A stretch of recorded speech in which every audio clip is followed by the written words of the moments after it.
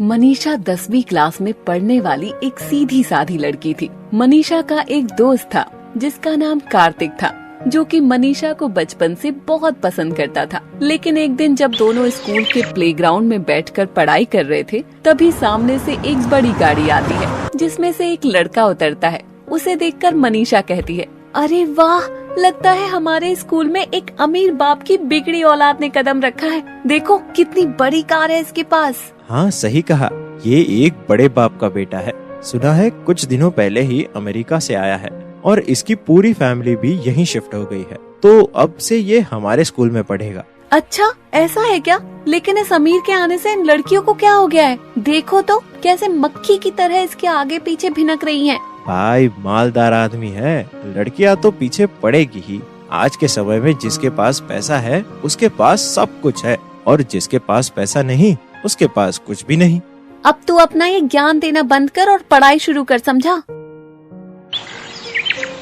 हाय, मेरा नाम प्रेम है। तुम्हें तो पता ही होगा कि मैं कुछ दिनों पहले ही स्कूल में नया आया हूँ, तो मैं यहाँ ठीक से किसी को जानता भी नहीं हूँ। हाँ, मैंने तुम्हें स्कूल आते हुए देखा है। हाँ तो बताओ, तुम्हें मुझसे क्या काम है? वो मैं इस स्कूल में नया हूँ और तुम मेरी सीनियर हो, तो क्या तुम मेरी पढ़ाई में मदद कर दोगी? लेकिन मैं ही क्यों?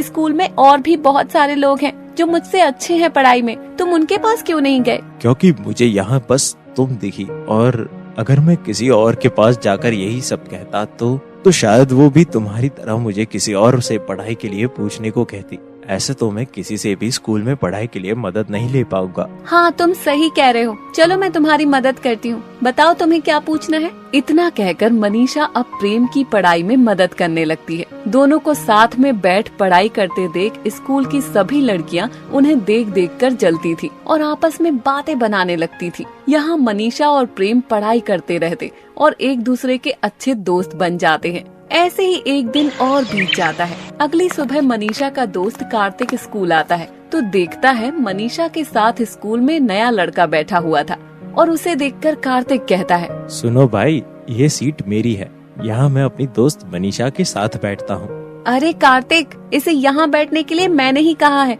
वो क्या है ना, ये स्कूल में नया है और इसे पढ़ाई में मदद चाहिए थी, और उसने मुझसे पढ़ाई के लिए मदद मांगी तो मैंने उसे साथ बैठने के लिए कह दिया। ऐसा करना, कुछ दिन तुम दूसरी सीट पर बैठ जाओ। जब प्रेम को सब अच्छे से पता चल जाएगा तो तुम यहाँ आकर मेरे साथ बैठ जाना।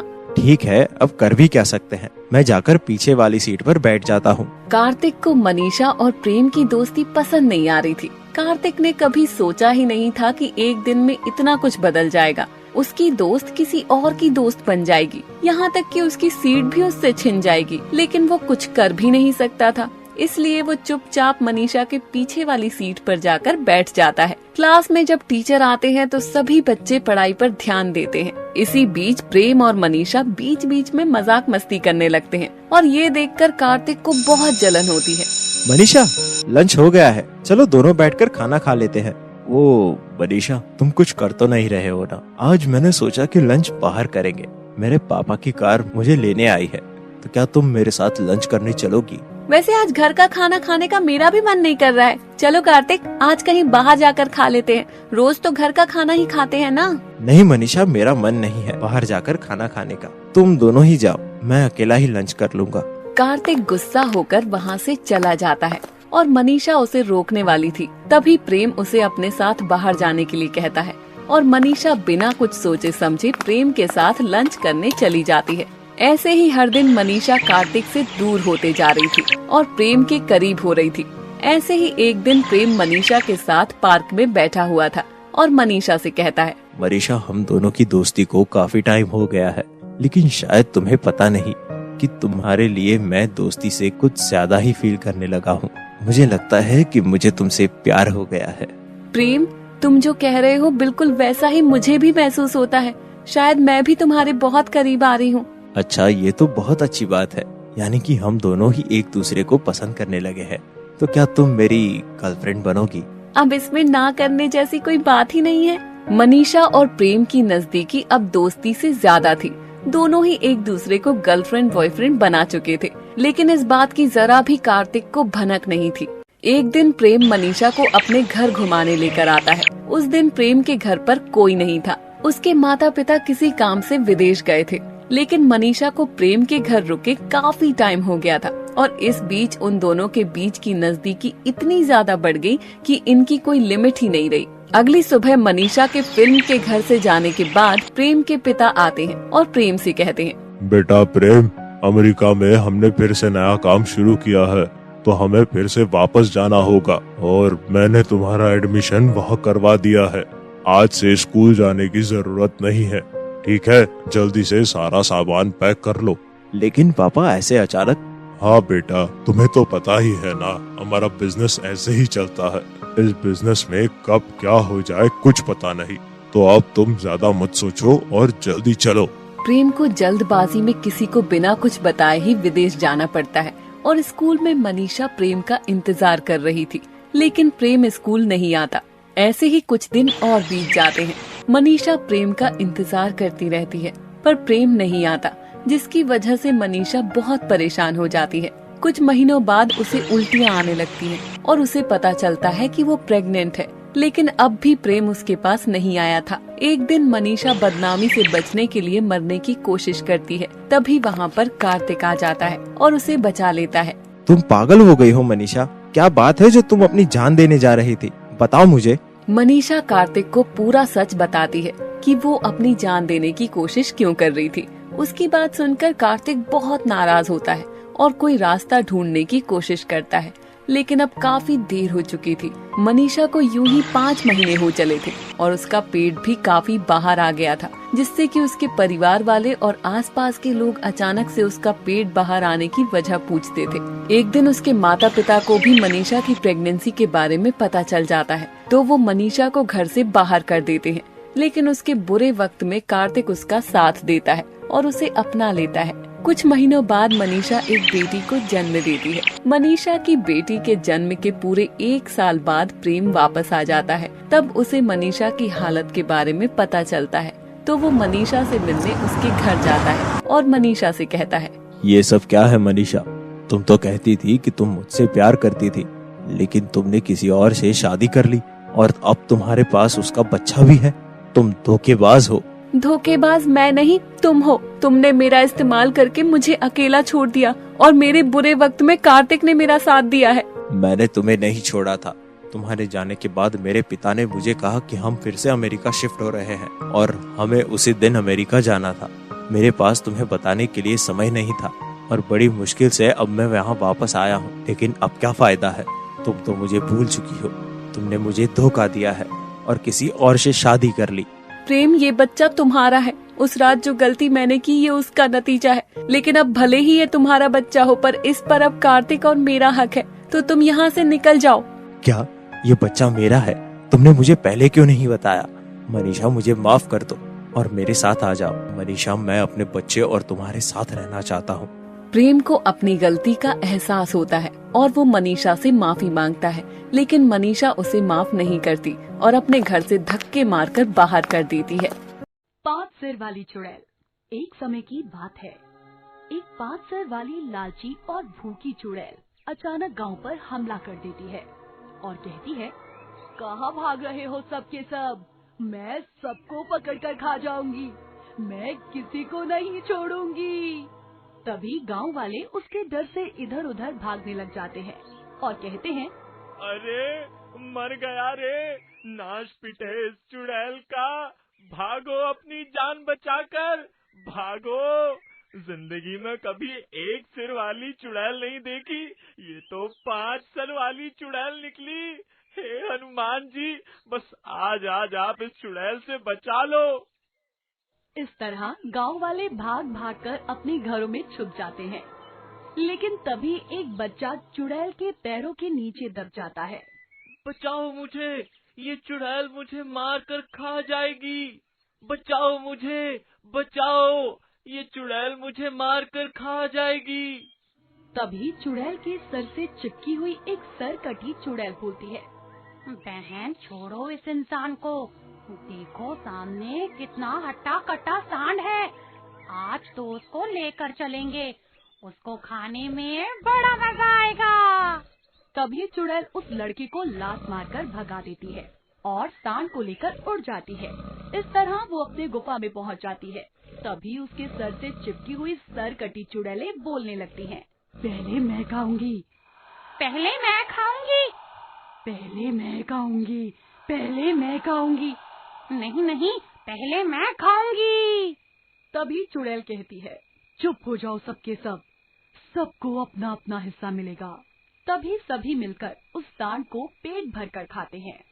पेट भर सांड को खाने के बाद उसे अपनी बहन की याद आती है और वो अपनी बहन को आवाज लगाती है, अरे ओ बहना कहाँ गई, ये लो खाना। लेकिन कई बार बुलाने के बाद भी उसकी बहन नहीं आती। तभी वो उसे देखने के लिए उसके पास जाती है और देखती है उसकी बहन जमीन पर तड़प रही होती है। चुड़ैल कहती है, ये क्या हो गया मेरी बहन को। ऐसा बोलकर वो आसपास के चुड़ैलों को इकट्ठा कर लेती है। उनमें से एक चुड़ैल बोलती है, अरे तेरी बहन को कोई रोग लग गया है, वो अब ऐसे ठीक नहीं होगी। तभी चुड़ैल कहती है, कोई तरीका होगा तो बताओ जल्दी, नहीं तो मेरी बहन मर जाएगी। एक वैद्य जी हैं जिन्हें गांव वाले डॉक्टर बोलते हैं, वही कुछ समाधान बता सकते हैं, उनको उठा कर लाना होगा। चुड़ैल बिना टाइम गवाए झट से उठती है और गांव में भेष बदलकर डॉक्टर के क्लिनिक के पास पहुंच जाती है और कहती है, लगता है यही है वो डॉक्टर। और वो अंदर जाती है। डॉक्टर से कहती है, डॉक्टर साहब जल्दी चलिए, मेरी बहन बहुत सीरियस है, बिल्कुल भी टाइम मत खराब कीजिए, बहुत जल्दी चलिए। इतना सुनते ही डॉक्टर अपना बैग उठाते हैं, उनके साथ चलने लग जाते हैं। डॉक्टर पीछे पीछे चल रहा था और चुड़ैल आगे आगे चल रही थी। लेकिन तभी डॉक्टर को नजर आया कि इस औरत के पैर तो उल्टे हैं, वो उल्टे पैरों से चल रही है। उसे शक होने लगा और वो बोला, अरे बहन, मैं कुछ दवाइयाँ भूल आया हूँ, मैं उन्हें लेकर आता हूँ। लेकिन इतने में ही चुड़ैल सब समझ जाती है कि डॉक्टर अब भागने की फिराक में है। तभी वो डॉक्टर को पकड़कर अपने असली रूप में आ जाती है। अरे डॉक्टर, मैं एक चुड़ैल हूँ, अब कहाँ जाओगे? अब तो तुम्हें मेरी बहन का इलाज करना ही होगा। ऐसा कहकर वो उस डॉक्टर को लेकर उड़ जाती है। तभी डॉक्टर कहता है, तुमने मुझे पकड़ रखा है, लेकिन मुझे अभी भी विश्वास नहीं हो रहा है। मैं यही मानता था कि चुड़ैल और भूत नाम की कोई चीज नहीं होती है, और तुम्हारे सिर के साथ तो बहुत सारी सिर कटी चुड़ैल भी जुड़ी हैं। ये कैसे हुआ? इतने में चुड़ैल कहती है, इस संसार में मानो तो सब कुछ है और ना मानो तो कुछ भी नहीं। और रही सिर वाली बात, तो ये कहानी तो मैं तुझे बाद में बताऊंगी, पहले तू मेरी बहन का इलाज कर। डॉक्टर उसकी बहन को चेक करता है और कहता है, इसमें तो बहुत खतरनाक वायरस घुसा हुआ है। तभी वो एक बड़ा इंजेक्शन भरकर चुड़ैल को लगा देता है। तभी धीरे धीरे चुड़ैल की बहन ठीक होने लग जाती है और एक चुड़ैल कहती है, इस डॉक्टर ने तो तुम्हारी बहन को ठीक कर दिया, ये काम हमसे नहीं हुआ, मतलब ये बहुत ज्ञानी डॉक्टर है, अगर हम इसको खा जाएं तो इसका सारा ज्ञान हमें मिल जाएगा और हम अपना इलाज खुद ही कर लिया करेंगे, हमको डॉक्टर को ढूंढने की जरूरत नहीं पड़ेगी। डॉक्टर ये सब बात सुन लेता है और मरने के डर से बचने के लिए सोचने लगता है कि अब मैं क्या करूं। तभी अचानक से सभी चुड़ैल उस पर हमला करने लगती है। मैं खाऊंगी पहले डॉक्टर को मैं खाऊंगी, पहले मैं खाऊंगी इस डॉक्टर को, मुझे चाहिए इसका ज्ञान, मैं तुम सभी लोगों का फ्री में इलाज कर दिया करूंगी। अब रुको, ठहरो जरा, तुम सभी मेरे ज्ञान के लिए मुझे खाना चाहती हो, लेकिन मैं तो अपना ज्ञान क्लिनिक पर ही भूल आया हूँ। तुम अगर मुझे खा भी जाओगे, फिर भी तुम लोगों को ज्ञान नहीं मिलेगा। चुड़ैल सोचने लगती है, अरे ये तो अपना ज्ञान क्लिनिक पर ही भूल आया है, हम इसे खा भी लेंगे तो भी इसका ज्ञान हमें नहीं मिलेगा। जाओ चुड़ैल बहन, इसको क्लिनिक पर लेकर जाओ और इसे इसके ज्ञान के साथ इसे वापस लेकर आना। तभी चुड़ैल डॉक्टर को लेकर उड़कर उसके क्लिनिक पर चली जाती है। डॉक्टर उसे बाहर ही रुकने को कहकर क्लिनिक के अंदर चला जाता है। चुड़ैल बाहर रुक जाती है। लगता है ये चुड़ैल मुझे आज खाकर ही रहेगी, जल्दी कुछ करना पड़ेगा। अब क्या करूं? डॉक्टर इधर उधर देखने लगता है। तभी उसे बजरंग बली की मूर्ति नजर आती है। हनुमान चालीसा का पाठ करते हुए वो उस मूर्ति को साथ में लेकर बाहर आ जाता है। तभी चुड़ैल बजरंग बली की मूर्ति देखकर डर जाती है और वहाँ से दूर भागने लगती है। डॉक्टर बोलता है, आज तो हनुमान जी की वजह से बच गए, लेकिन दूसरी बार शायद ना बच पाए। जल्दी से साधु बाबा के पास जाकर इस समस्या का समाधान ढूंढना पड़ेगा।